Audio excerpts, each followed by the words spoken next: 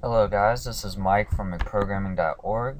In this tutorial, I wanted to go over a new series on Java concurrency, and what that is pretty much processes and threads. And I'm not really going to talk about processes except for this brief minute right here. We're going to mainly talk about threads and multi-threading.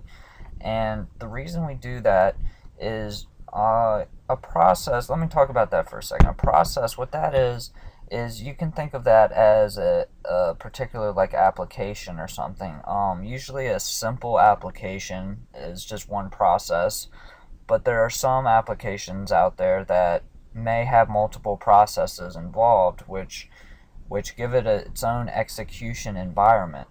And with that, the way if it's a uh, has multi processes for one application, it's usually it's called inter-process communication.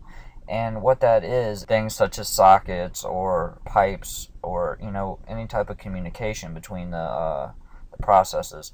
But let's talk about threads. That seems to be what people want to know about. And every single process has at least one thread. And if you look right here, it's called the main method when we run a program. No matter how many other classes we have to create in a run, everything is run in this main method, and it's also called a main thread. It's the main thread that is run in this process or this application. And if you think about your daily life and you're going through the day and think about the way your brain works, it's multitasking. You're not completely thinking about one thing at the same time. Sometimes, well, maybe sometimes if you're meditating or something along those lines, but for the most part, your brain is all over the place and you can comprehend multiple things at the same time. Especially think about driving. You're looking at stop signs, looking at cars, thinking about your speed, putting your foot on the pedal, messing with the music, maybe talking on the phone, maybe texting, which is an awful idea, but I think everyone's a little guilty of that. So you're multitasking. And to make a computer program very efficient, it needs to be able to do multitasking. And with processors, nowadays most computers have multiple processors that, as you can tell, process multiple things at one time. And what a thread does is, I'm trying to think. Let's say, think of it as like if you're threading some type of fabric, it's interweaving in between other threads, and that means everything is working in a timely manner. Not one thing is done completely and then it goes and does another thing. Bits and pieces of each thread can get done simultaneously, and we'll get through all of that in this little course right here. But I'm going to first start off by talking to you about what a thread is and the difference between implementing a runnable interface object or extending the thread class. And the best practice, if you want to just worry about one of them, would be implementing the runnable class. And I'm going to create a little countdown. It's just going to count down 10 seconds and then say Happy New Year's at the end. And so let's say class New Year. And we want to implement a runnable object. And we say implement runnable.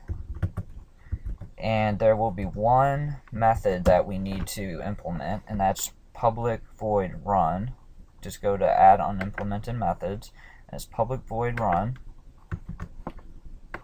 And all we have to do is put in the code here, and we will throw a thread in our main thread, our main method down here, and it will throw, so that would mean that the main method is running, which is its own thread, but it throws off another thread that is doing something simultaneously. Well, not exactly simultaneously, but it's happening in human. Being able to look at it as a human, you can't tell the difference of what's going on, but because it's happening so fast. But the computer's going to become way more efficient, and if you have multiple threads, it is a very good idea to get into this type of programming mindset. So let me show you. So you want to focus on this run method. This is the main method that we're going to use in this New Year class. And we can either put the code in here. I'm just going to make a method and then put the method in here. So let's say public void countdown. It's going to be real simple. And I'm just going to say, give it a for loop. For and I equals 10. We're going to count down and say while I is greater than 0. And we're going to subtract 1 from I on each loop iteration. So let's print to the screen. Let's do sys out. And we can do just I. I don't really need to add text right now. And if we did that, it would print 10 through 1, counting down in a blink of an eye. So let's slow that down, and I'm going to show you a static method from the thread class that we can call. It's called thread.sleep, and it takes in an argument of long type, and it pretty much stands for the milliseconds you want this thread to stop working so something else could happen. And we're not necessarily throwing anything in this example, any other threads for it to run in between the time this is sleeping, but we're just sleeping it just so it will print out I every second. And so if it's milliseconds, 1,000 milliseconds is a second, and it's going to throw a possible interrupted exception. So let's handle that with a try catch block right here. Alright, get rid of that to do thing for now, and then get outside of the for loop, and then we can just print out system.out.println. We can say Happy New Year! Exclamation point. And the reason I thought of that is it's early in January, so we just had the New Year, and now we can just throw this method in here, count down. There we go. You could have just as easily have put all of this code in the run method, but this is the way I kind of program, is I make methods that do individual things. So if I need to tweak something, I don't have to go in here and tweak a bunch of stuff. I just tweak it here, and it should still run right here. So now, how do we throw a thread? Because the thread has not been thrown yet. So let's go down here, and we're going to create a New Year object.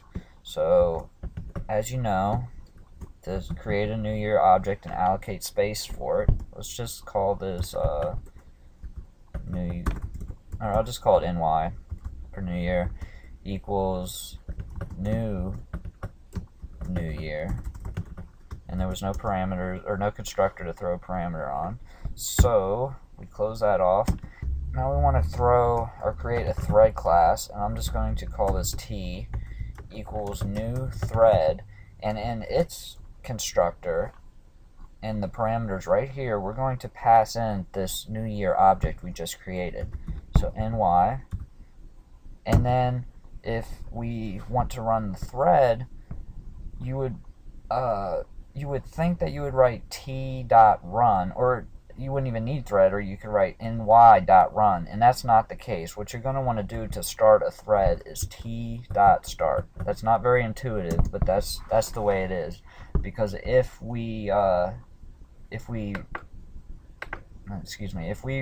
called the run method such as ny.run, it's going to run this method, of course, but it's going to be in the same thread as the main thread, so it wouldn't have created that extra thread. So let's run this and see what happens. 10, 9, 8, 7, 6, 5, 4, 3, 2, 1. Happy New Year.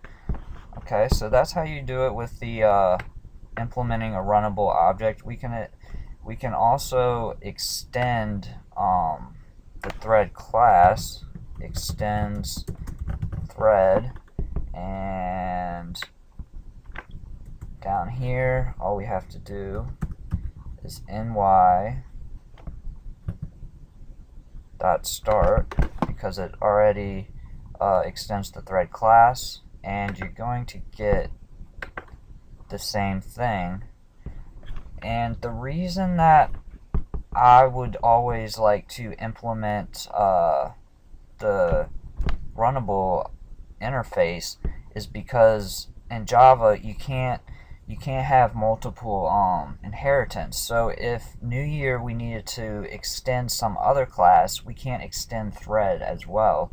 So if you implement Runnable, we can also extend another class, and it's very simple to create that thread down here in the main method and start that thread right there. So that is one advantage, and I hope this makes a little bit of sense. This is the difference between a process and a thread, and like I said, we're not really going to get into processes because that's not the point of this this tutorial, little mini series, I guess you could call it.